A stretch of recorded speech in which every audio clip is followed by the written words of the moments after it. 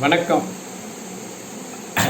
அப்பாச்சியோட பெருமை நகரம் பூரா பரவிடுச்சுங்க.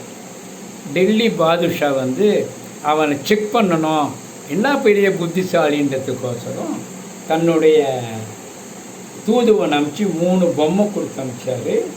3 பொம்மையில் ஒரு பொம்மை உத்தம, ஒரு பொம்மை மத்தியம, இன்னொரு பொம்மை அதம. இதில் எப்படின்னு கண்டுபிடின்னு சொல்கிறாரு. அரசாட்சி செய்கிறதுல 3 பேரை சொல்லி அது வந்த உடனே ராஜா கிட்ட வந்தது பாருங்கள், ராயர்கிட்ட. எப்படி இதை கண்டுபிடிக்கிறதுன்னு போது ராயருக்கு உடனே ராயர் என்ன பண்ணாருன்னா அப்பாஜி கிட்ட சொல்கிறாரு. அப்பாஜி அதை பார்த்தாரு. பார்த்த உடனே காது ஓட்டையாக இருந்தது பாருங்கள், குச்சியை காதில் ஓட்டை இருந்தது. குச்சியை எடுத்து இப்படி விட்டாருங்க.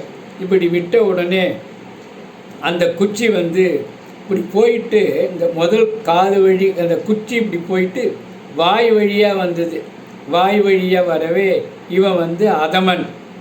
அவன் காதில் வந்ததை அப்படியே வாயில் லூஸ் ஸ்டாக் கொடுத்துருவான். அதனால் அந்த பொம்மை அதமன். 2வது காது வழியாக விட்டது, அடுத்த காது வழியாக வருது. அவன் மத்தியமன். அவன் என்ன பண்ணுவான், இந்த காது வழியாக விட்டது அடுத்த காது வழியாக எதை உள்ளே நிறுத்தணுமோ அதை நிறுத்திட்டு மீதியை சொல்லிடுவான். அவன் மத்தியமன். அதாவது முதல்ல இருக்கிறவன் அதமன், யூஸ்லெஸ் ஃபெலோ. இந்த காதலை வாங்கினான்னு வச்சுங்க, உளறிடுவான் இந்த வாய் வழியாக எல்லாத்தையும். 2வது இருக்கிறவன் மத்தியமன். அவன் எப்படின்னா இந்த காது வழியாக வாங்கி எதை வச்சுக்கணுமோ வச்சுன்னு தேவையில்லாததை விட்டுடுவான். 3வது குச்சி அந்த பொம்மையில் வர்றான் பாருங்கள், அது காதில் குச்சினவொடனே அது வரவே இல்லை, நின்று போச்சு. இவன் தான் உத்தம. எந்த சமாச்சாரம் சொன்னாலும் அப்படியே வச்சுப்பான், காதில் வாங்கி வச்சு, அதாவது காது வழியாக வாங்கி வச்சுப்பான், வெளியில் சொல்ல மாட்டான்.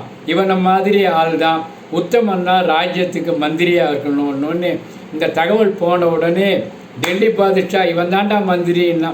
புரியுதுங்களா? அதை தான் நான் எப்படி சொன்னேன்னா, காதில் வாங்கி கருத்தில் வைப்பவன் கடை தேறுவான். நன்றி, வணக்கம்.